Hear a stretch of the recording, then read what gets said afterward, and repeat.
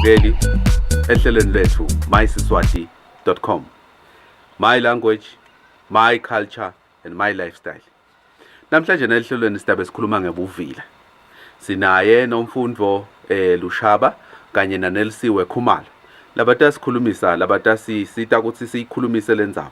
Kodwa ngicela ngisifake lesihloko sekuvila apha ngisho ukuthi bantu laba tiwako bathi teni ngendzaba yebuvila kubantfu labamnyama. Njoba sathi ke ukuthi thina njengemaswati vele sidati ukuthi sibantu labamnyama. Kodwa nje sitayikhulumisa lendzaba njoba sikhona la ehlelweni namhlanje. Sanibonani, ngingumusa Dube. Ehlelweni lethu namhlanje na My Siswati, my language, my culture and my lifestyle. Sitawukhuluma ngebuvila. Singabuchaza ngokuthi kungendi intfo lobhekeke ukuthi uyende. Kungendi intfo lobhekwe bantu ukuthi uyende noma nawe lo wadiko ukuthi ufanele uyende. Singabekisa nje sithi kungafuni kwakha indlela yokuphila. Uhlale nje wena ubheke ukuthi utawuphiwa, utawuwendelwa tintfo, kodwa utawufuna kudla, kodwa utawufuna kwenda lokwanaloko. Ngithi hluphile ke ngale ndzaba yebuvila.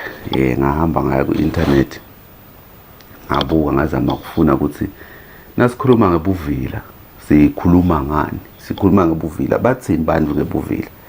Kunengi lokushiwo ngebuvila etindzaweni tethu letehlukene fana nemasonto nasemisebentini nakuphi la sikhona khona.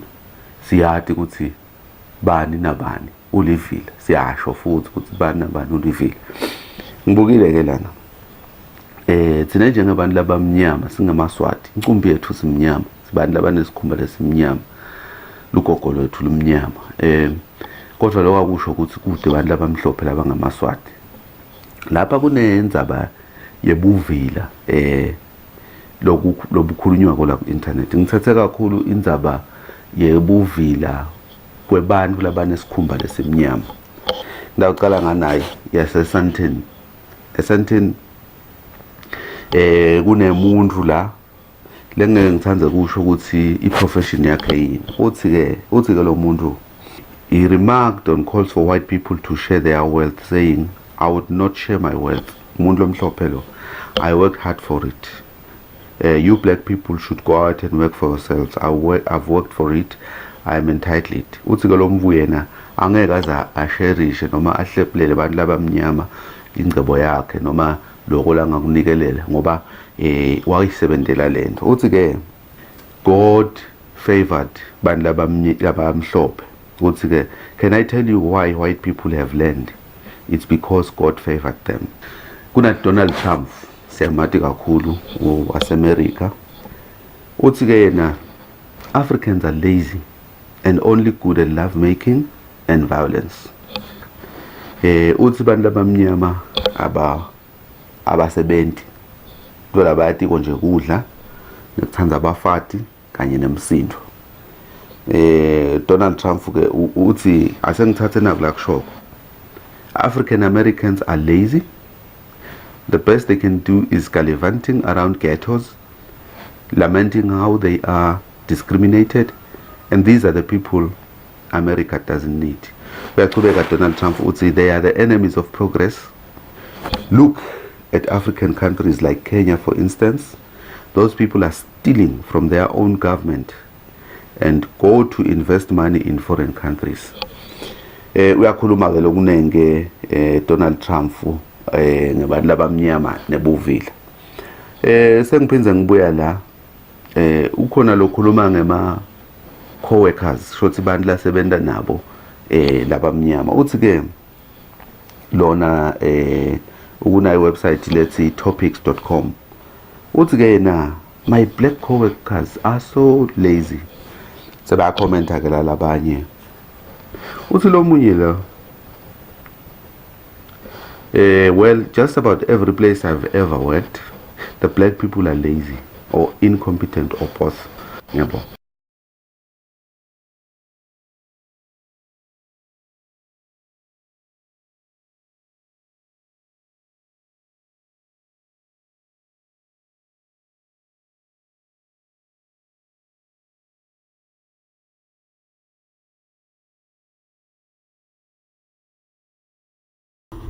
Ngicangithi vele kuliqiniso.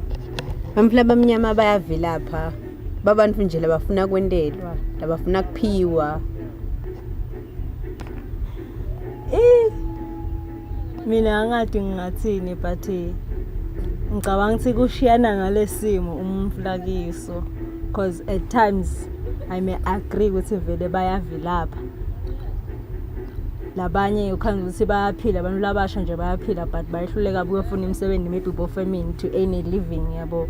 But at times ukhange ukuthi labaleke kuma rural areas abakhoni kuhamba bawuthola imali bawufuna imisebenzi or esibede lama resources ukuthi bangalima.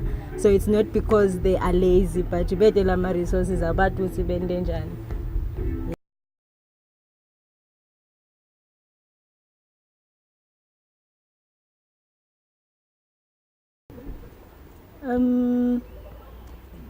Basemozambique kunama competition nebangwane. I can say they are trying. Yes, because bakhanza ngema streets abo badayisa nala kangwane bakhona laba chamuke eMozambique bomanzini nje bobasrenki bayadayisa. So ukhanza emaswati amancane lapho bevangazi ukuthi bayahlazeka yabo kanti lokho lokuncane lokwendako ngikona kutakusida ukuthi ukhona ukuthi uphume kule life ye poverty uphume kule life yokuthi kuthiwe thina siyavilapha.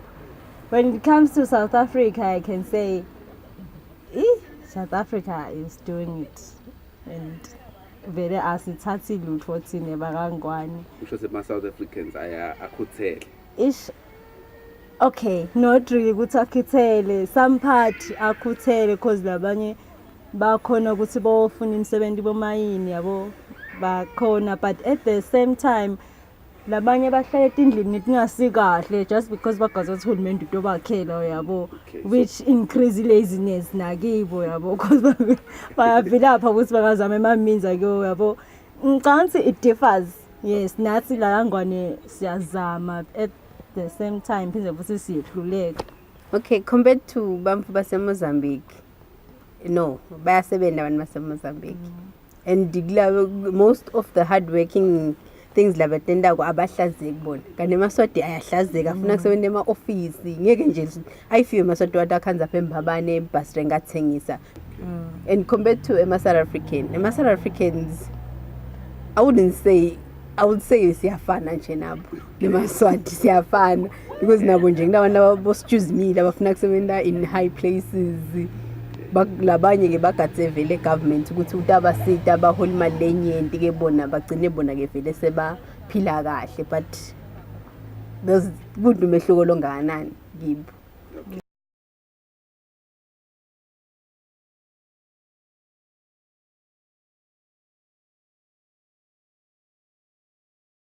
Ngicanga khona abavele emaswati lamele akulungise kuze bathi ababantu labangcono kusasa.